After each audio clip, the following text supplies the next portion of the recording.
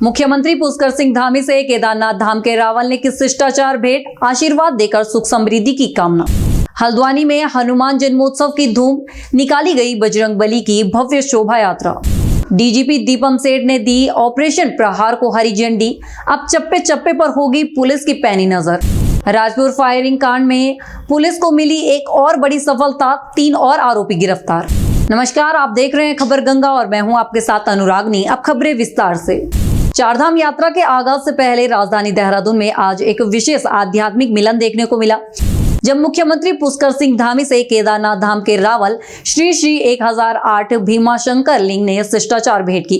इस दौरान रावल ने मुख्यमंत्री को अपना आशीर्वाद दिया और प्रदेश की सुख समृद्धि की कामना की। हल्द्वानी में आज हनुमान जन्मोत्सव का पर्व बड़े ही धूमधाम और भक्तिभाव के साथ मनाया गया। काठगोदाम से लेकर हल्द्वानी के मुख्य मार्गों तक बजरंगबली की भव्य शोभा यात्रा निकाली गई, जिसमें सैकड़ों की संख्या में श्रद्धालु शामिल हुए। हनुमान जो है हिंदू धर्म के अंदर एक शक्ति और ताकत के देवता माने जाते हैं। जो कोई भी कहा गया कलयुग में जो हनुमान की पूजा करेगा उसे रामचंद्र जी मिलेंगे। तो इसलिए हनुमान जी का जो वो है, इसलिए हनुमान जी के हम हनुमान जयंती जो है 16 साल से यहाँ भंडारा चला रहे हैं। दिन भर जो है 11 बजे से स्टार्ट करते हैं, जब तक चलता है 4 बजे भंडारा करते हैं। उसका सबको होते हैं, क्योंकि हम चाहते हैं हनुमान का जो प्रसाद है, हनुमान की जो शक्ति है वो सबको बटे, जिससे पूरा अपना देश है भारत जो है विकसित बने, उत्तराखंड विकसित बने और सभी लोग सुखियों में समृद्ध हों। जैसा कि हर साल की भांति हम हनुमान जन्मोत्सव के एक दिन पहले श्री रामचरितमानस का अखंड ड्रामा पाठ करते हैं और उसके बाद दूसरे दिन भंडारे का होता है और उनके प्रति काफ़ी उत्साह देखने को मिल रहा है। जैसा कि आप देख रहे होंगे यहाँ पे कितनी भीड़, कितने लोग आ रहे हैं। और मेरा नाम भाभी जोशी। हमारे थ्रू कुछ नहीं होता, जो भी होता है हमारे बाबा कराते हैं, उनकी कृपा से होता है जो भी होता है। बाकी तो बाबा की इच्छा है, ये कब तक चले कहाँ तक चले हमें नहीं पता। हमने तो शुरू करा, अब इसका समापन तो बाबा ही करेंगे। हर साल होता है, इस साल भी कराया है हमने। बाबा के जन्मदिन के उपलक्ष्य में हमने हर साल ही भंडारा कराते हैं, इस साल भी हमने भंडारा कराया है। मेरा नाम अंकित है। जय श्री। राजधानी देहरादून में बढ़ते अपराधों पर लगाम लगाने के लिए धामी सरकार अब एक्शन मोड में आ गई है। मुख्यमंत्री के कड़े निर्देश के बाद डीजीपी दीपम सेठ ने ऑपरेशन प्रहार को हरी झंडी दे दी है। इस विशेष अभियान के तहत शहर के चप्पे चप्पे पर पुलिस की पैनी नजर होगी और कानून व्यवस्था में लापरवाही बरतने वाले अधिकारियों की जवाबदेही तय की जाएगी। देखिए, जो ऑपरेशन प्रहार जो है, विगत दिनों में जो घटना हुई है उसको बहुत गंभीरता से लेते हुए पूरे उत्तराखंड में और विशेषकर गढ़वाल रेंज में ऑपरेशन प्रहार जो है उसका हम लोग कार्रवाई कर रहे हैं। जो कि आप अवगत होंगे कि हमारे शासन का, हमारे मुख्यमंत्री जी का ये ध्येय है कि क्राइम के प्रति ज़ीरो टॉलरेंस। उसी की नीति के अंतर्गत ये ऑपरेशन प्रहार जो है, इस अभियान को व्यापक रूप से पूरे गढ़वाल परिक्षेत्र में चलाया जाएगा। इस अभियान में जितने भी बाहरी व्यक्ति जो यहाँ पे आए हुए हैं और बिना वेरिफिकेशन के वहाँ पे रह रहे हैं, उनकी धरपकड़ की जाएगी। और साथ साथ किसी भी प्रकार का अगर कहीं पे भी वो किसी भी कोई गैर कानूनी गतिविधियों में इन्वॉल्व हैं तो उनको तुरंत उनके खिलाफ मुकदमा करके उनको जेल भेजा जाएगा। सत्यापन की कार्रवाई सिर्फ किराएदारों के सत्यापन तक ही सीमित नहीं रहेगी, हम उसके बेसिक तक जाएंगे। अगर कहीं कोई भी व्यक्ति जो संदिग्ध प्रतीत होता है तो हम उसकी मैपिंग करेंगे, उसकी क्रिमिनल हिस्ट्री देखेंगे। जितने भी हमारे जो पोर्टल्स हैं नाफिस और जो हमारे जो ऐसे अपराधियों का जो डाटा रखते हैं, उस डाटा से इनका मिलान किया जाएगा और उनके विरुद्ध में अगर ऐसा चीज़ आता है, संज्ञान में आता है, तो उनके खिलाफ में कठोर कार्रवाई की जाएगी। चेकिंग अभियान जो है और विस्तृत रूप से इसको और सुदृढ़ किया जाएगा। इसके लिए यहाँ पे अतिरिक्त फोर्स का आवंटन रेंज स्तर से देहरादून, विशेषकर देहरादून जनपद में किया जा रहा है। पुलिस की विजिबिलिटी और व्यापक पैमाने पे बढ़ेगी और पुलिस की विजिबिलिटी जो है 24/7 रहेगा, विशेषकर सुबह के टाइम पे और रात्रि के समय में। समस्त COs, gazetted officers, additional SPs को स्पष्ट निर्देश दे दिए गए हैं कि वो अपने फील्ड में रहेंगे और अपने अपने एरियाज़ में अपने फोर्स को कमांड करेंगे। अगर भी कोई किसी तरीके की कोई गतिविधि संदिग्ध गतिविधि उनके क्षेत्र में अगर पाई जाती है तो कंसर्निंग सीओ के खिलाफ में सख्त कार्रवाई की जाएगी। हरिद्वार में बिना सत्यापन के सड़कों पर दौड़ रहे ई रिक्शा चालकों के खिलाफ प्रशासन ने बड़ा हंटर चलाया है। जिलाधिकारी मयूर दीक्षित के कड़े निर्देशों के बाद प्रवर्तन अभियान के तहत पहले ही दिन 50 ई रिक्शा को सीज कर दिया गया। बता दें 31 मार्च की समय सीमा खत्म होने के बाद अब केवल वही ई रिक्शा चल सकेंगे जिनके पास रूट आधारित QR कोड और रंग कोडित स्टिकर होंगे। जो हमारी जिला सड़क सुरक्षा समिति है उसने एक निर्णय लिया था कि 31 मार्च से सभी ई रिक्शाओं के रूट जो है वो निर्धारित हो जाए और उनको जो भी वाहन चालक हैं और वाहन है उनका सत्यापन हो जाए। तो वो जो समय सीमा थी 31 मार्च की वो कल समाप्त हो गई है। तो आज इसीलिए जिन जिन वाहनों का ये सत्यापन नहीं हुआ है, जिनको रूट नहीं मिले हैं, उनके खिलाफ ये चालानी कार्रवाई की जा रही है। ताकि मैं ये भी अपील कर रहा हूँ कि जिन वाहनों ने अभी तक सत्यापन नहीं कराया वो जल्द से जल्द सत्यापन करा लें ताकि इस तरह की चालानी कार्रवाई से बच सके। लगभग देखिए 1500 से अधिक ई रिक्शाओं के सत्यापन हुए हैं, लेकिन हमारे रजिस्टर्ड काफ़ी मात्रा में है। 12,000 करीब ई रिक्शा रजिस्टर्ड है। इसका मतलब अभी बहुत सारी ई रिक्शाएँ इनका सत्यापन नहीं हुआ है। तो इसीलिए मैं अपील करूंगा कि अगर चालान की कार्रवाई और सीजर की कार्रवाई से बचना है तो इस तरह से ये जो वेरिफिकेशन है, जो डिसीजन लिया गया है प्रशासन द्वारा, उसके अकॉर्डिंग ये वेरिफिकेशन सभी ई रिक्शा चालक और मालिक करेंगे। डॉक्यूमेंट वही जो नॉर्मल डॉक्यूमेंट होते हैं गाड़ी की, जैसे उसकी फिटनेस हो गई, इंश्योरेंस हो गया, पोल्यूशन हो गया, ये सारे डॉक्यूमेंट उनके प्रॉपर होने चाहिए। गाड़ी की जो कंडीशन है, फिजिकल कंडीशन, वो सही होनी चाहिए। और जो गाड़ी के ओनर है उनका पुलिस वेरिफिकेशन होना चाहिए और जो ड्राइवर है उनका पुलिस वेरिफिकेशन होना चाहिए। अगर ये सारे डॉक्यूमेंट सही हैं तो फिर उनको हम ये सत्यापन का स्टिकर गाड़ी में दे रहे हैं और ड्राइवर्स को ID कार्ड दे रहे हैं। राजधानी देहरादून में बिगड़ती कानून व्यवस्था को लेकर अब सियासत गर्मा गई है। कांग्रेस की चुनाव प्रबंधन समिति के अध्यक्ष हरक सिंह रावत ने शासन प्रशासन पर गंभीर आरोप लगाते हुए सरकार को घेरा है। हरक सिंह रावत का कहना है कि राजपुर रोड पर पब और बार तो पहले भी थे, लेकिन अब होने वाली अप्रिय घटनाओं की असल वजह पुलिस की ढिलाई है। साथ ही उन्होंने भूमाफियाओं और खनन माफियाओं के सक्रिय होने का दावा करते हुए कहा कि देहरादून पौंटा साहिब हाईवे पर हरियाणा और दिल्ली नंबर की गाड़ियों का जमावड़ा साफ बताता है कि यहाँ प्रॉपर्टी डीलिंग का खेल बड़े स्तर पर चल रहा है। बार तो पहले भी थे, राजपुर में बार पहले भी थे, लेकिन ये कहीं ना कहीं पुलिस की जो सख्ताई नहीं है, ये एकाएक जो ये कुछ समय से ये 5, 7, 10 महीनों में मैं देख रहा हूं। अगर आप माफ करना, आप अगर इस जो ये पौंटा साहिब के लिए रोड बनी, एक्सप्रेस रोड बनी, आप इससे जाओ पौंटा साहिब तक तो आपको हर खेतों में 5-7 गाड़ियां दिखाई देंगी। तो समझ में आ जाता है ये प्रॉपर्टी डीलिंग हो रही है। अब ये अचानक ऐसा, आप कहीं भी जाओ तो आपको 2-4 गाड़ियां जो है दिल्ली यूपी नंबर की और दिल्ली नंबर की, हरियाणा नंबर की 2-4 गाड़ियां आपको हर जगह दिखाई देंगी। आपको हरिद्वार में जाओ, ये अचानक, पहले भी प्रॉपर्टी डीलिंग होती थी, लेकिन मैं ये समझ में नहीं आ रहा कि अचानक, मतलब मैं परसों सहसपुर जा रहा था तो बाएं भी दाएं भी हर दूसरे तीसरे खेत में 2-4 गाड़ियां खड़ी दिख रही हैं। और कोई HR नंबर की थी, कोई यूपी नंबर की थी, कोई दिल्ली नंबर की थी, एक आध गाड़ी उनमें उत्तराखंड नंबर की भी थी। तो ये कहीं ना कहीं ये जो भूमाफियाओं का और खनन के पट्टे जिस तरह हुए हैं, ये कहीं ना कहीं मैं जो आज बता रहा हूं, ये कहीं ना कहीं उसका परिणाम है।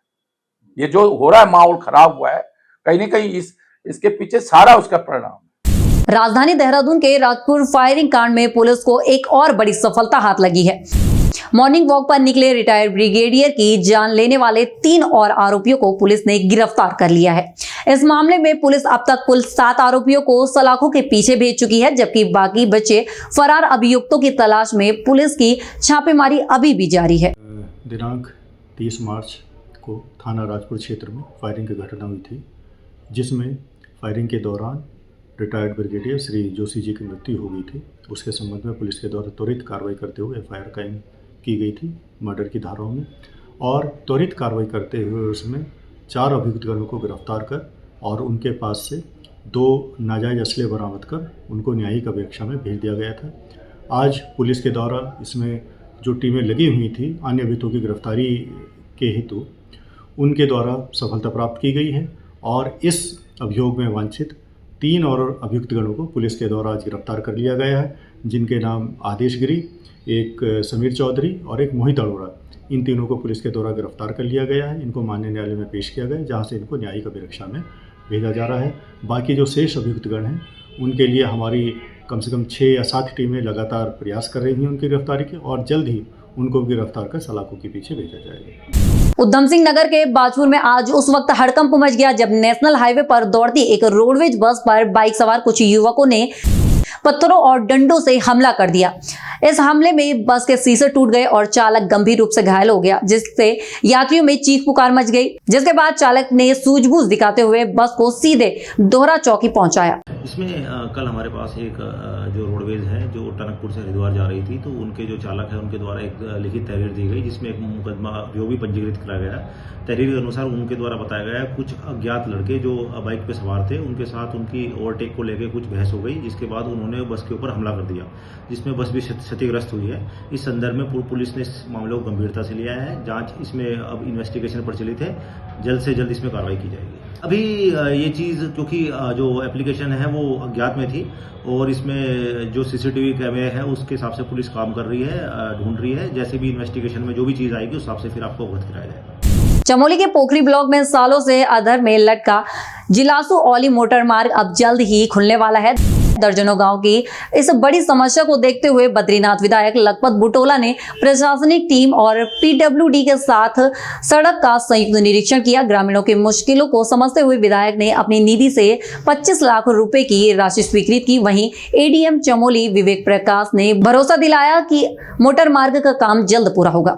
एक पोखरी ब्लॉक का वो दूरस्थ रोड ये है, उसमें काफी समस्या लोगों को है, क्षेत्रीय लोगों को वो दिक्कतें हैं। उसमें काम कर रही पीडब्ल्यूडी, और जैसे पीडब्ल्यूडी ने बताया बात यहाँ पे हुई, माननीय विधायक जी भी आए हुए हैं, देखा हम लोगों ने है, उसको जल्दी काम किया जाएगा इसको, और संभवतः इसको जैसा कह रहे हैं पीडब्ल्यूडी बता रही है कि अप्रैल मई तक इसको पूरा कर लेंगे इसको। देखिए, ये बहुत लंबे समय से ये सड़क बाधित हो रखी है और पोखरी के इस क्षेत्र के लोगों को बहुत सारी समस्याओं का सामना करना पड़ता है। और यहाँ पे आप देखें ऊपर पे जो कांडई आली गांव है या इधर के नीचे मस्ट गांव के लोग हैं, अगर उन्हें यहाँ से गणप्याग आना तो लगभग 65 किलोमीटर घूम के आना पड़ता है। ऐसे इन लोगों की स्थिति है कि जब पोखरी जाना तो इसी परिस्थितियों में बनी हुई, जबकि यहाँ पे लगभग 300-350 मीटर की सड़क है, जिसको आप देखे थे सामने, आपने देखा होगा कि बहाव होने की वजह से, कटाव की वजह से वहाँ पर कई सालों से आवागमन नहीं हो पा रहा। मैंने पिछली बार विधानसभा में सवाल उठाया था और माननीय मंत्री जी को मिला हूँ, मैं सचिव साहब को मिला हूँ, उसके अलावा मैंने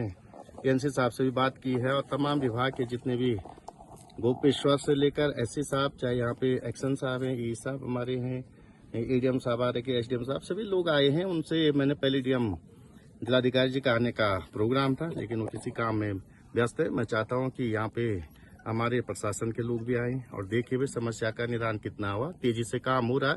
मैं धन्यवाद देना चाहता हूँ कि पीडब्ल्यूडी को, पोखरी को, कि जिनके नेतृत्व में ये काम तेजी से हो रहा है और बहुत लंबे समय से, कई महीनों के मेरे अथक प्रयास के बाद यहाँ पे तेजी से काम हो रहा है। और मैंने विभाग को भी कहा है कि अगर कहीं पे कमी हो, क्योंकि इसमें धन की कमी है और धन स्वीकृत नहीं हो पा रहा है, इसकी वजह से मैंने कहा कि धन की कमी नहीं होगी, चाहे मुझे अपने विधायक निधि से पैसा देना पड़ेगा। और मैं 25 लाख की स्वीकृति अभी दे रहा हूँ विधायक निधि से, और अगर मैं कोई कमी पड़ेगी तो मैं और स्वीकृत करने का काम करूंगा। उत्तराखंड में नई आबकारी नीति लागू होते ही शराब के शौकीनों की जेब पर थोड़ा असर पड़ने वाला है। आबकारी आयुक्त अनुराधा पॉल ने स्पष्ट किया है कि विदेशी शराब के कुछ छोटे ब्रांड की कीमतों में 10 से 20 रुपए तक की बढ़ोतरी हो सकती है। हालांकि प्रीमियम और देसी ब्रांड के दाम स्थिर रहेंगे। अभी जो इस बार हमारा कोस्ट कार्ड जारी हुआ है विदेशी मदिरा में, उसमें से जो हमने आकलन किया है, तो छोटे ब्रांड्स में जितना मैकडोवेल है, मैकडोवेल एंड है, IBR, RS, लगभग 10 से 20 रुपये प्रति बोतल की वृद्धि हमें दिखी है, तो वो 10 से 20 रुपये बढ़ेंगे। बड़े ब्रांड्स जो हैं ओवरसीज, उस पर अभी कैलकुलेशन चल रही है कि उसमें कितने उसमें ब्रांड में वृद्धि होगी। और देसी मदिरा में भी अभी हमारी कैलकुलेशन चल रही है, तो हमारी जो कैलकुलेशन के हिसाब से देसी मदिरा में वृद्धि नहीं होगी, वो एज इट इज़ रहेगी। जहाँ तक व्यवस्थापन की बात है, इस बार हम लोग 700 दुकानों का व्यवस्थापन करा चुके हैं। जो हमारा पॉलिसी में टारगेट था 2604 करोड़ का, उसमें से लगभग अभी तक हम 2550 करोड़ तो हम करा चुके हैं। बाकी की जो दुकानें कुछ विरोध के कारण या अन्य कारण है, तो उनके कारण उनको भी देखा जा रहा है, उनका भी जल्दी से व्यवस्थापन हम करा पाएंगे। और हमारे इस साल का जो टारगेट दिया गया है 5400 करोड़, बहुत हाई टारगेट है, तो पूरी कोशिश रहेगी विभाग की कि सभी अच्छे प्रयासों से इसको हासिल किया जाए। लक्ष्य को। और इस बार एक बहुत अच्छा एक प्रयोग ये भी रहा है कि उधम सिंह नगर, नैनीताल, हरिद्वार जनपद, पहाड़ जितने भी प्लेन के हमारे जनपद है, चारों बड़े जनपद है जहाँ से हमारा मैक्सिमम रेवेन्यू आता है, उनको 100% सेटल किया गया है। ऐसा 9 सालों में पहली बार हुआ है कि जब नैनीताल और उधम सिंह नगर जनपदों में 100% हमारा रेवेन्यू का सेटलमेंट हुआ है। पिछले साल की अगर हम बात करें तो पिछले साल भी उधम सिंह नगर में 81% रेवेन्यू सेटल हुआ था। नैनीताल में भी लगभग 18 करोड़ रुपए रेवेन्यू का जनरेट हुआ था। इस बार उसको बढ़ाने का प्रयास किया गया है, जिसमें अधिकारियों ने काफ़ी अच्छा काम किया है। पहाड़ी जनपदों की बात करें तो टिहरी, चमोली, रुद्रप्रयाग, इन जनपदों ने भी 100% अचीवमेंट किया है। चंपावत ने 100% अचीवमेंट किया है। जहाँ थोड़ी सी हमारी लैगिंग है वो अल्मोड़ा, पिथौरागढ़ और बागेश्वर को लेकर रही है। तो ये जनपदों में भी आगे प्रयास किया जा रहा है। तो ज़्यादा से ज़्यादा विभाग की चिंता भी यही है और विभाग का काम भी यही है कि हम पूर्ण दक्षता से इसको कैसे विभाग को आगे लेकर जाएं और कैसे हम ये अपने रेवेन्यू टारगेट्स को अचीव करें। उत्तराखंड की खादी और हस्तशिल्प अब जल्द ही अंतर्राष्ट्रीय बाजारों की शोभा बढ़ाती नजर आएगी। धामी सरकार अब स्थानीय कारीगरों की आय बढ़ाने और उनके हुनर को वैश्विक पहचान दिलाने के लिए एक मास्टर प्लान पर काम कर रही है, जिसके तहत कैबिनेट मंत्री भरत चौधरी ने साफ कर दिया है कि प्रधानमंत्री नरेंद्र मोदी के वोकल फॉर लोकल और मेक इन इंडिया के विजन को देवभूमि में धरातल पर उतारा जा रहा है। देखिए, मैं बहुत खुशकिस्मत हूँ कि इस टाइम पीरियड में, इस समय हमारे प्रधानमंत्री जी का जो फोकस है वो स्वदेशी की तरफ है, मेक इन इंडिया की तरफ है। और उन्होंने कहा है कि vocal for local and global from local. हमने लोकल को ग्लोबली एस्टेब्लिश करना है। तो खादी का जो हमारा कंसेप्ट था, बेसिकली ये जो अनटू दिस लास्ट, समाज के अंतिम पायदान पे जो व्यक्ति बैठा है उसको लाभ हो, उस दृष्टि से इसको, चाहे पंडित दीनदयाल उपाध्याय हो, चाहे हमारे मोदी जी हों, चाहे गांधी जी हों, सबने इसको प्रमोट किया। और अब समय आ गया है कि मोदी जी के नेतृत्व में हम एक कह सकते हैं कि एक नई क्रांति जो इसकी खादी और उसकी है हैंडक्राफ्ट की, जो हमारा वस्त्र उद्योग है, उसको भी हम प्रमोट करेंगे, खादी को प्रमोट करेंगे।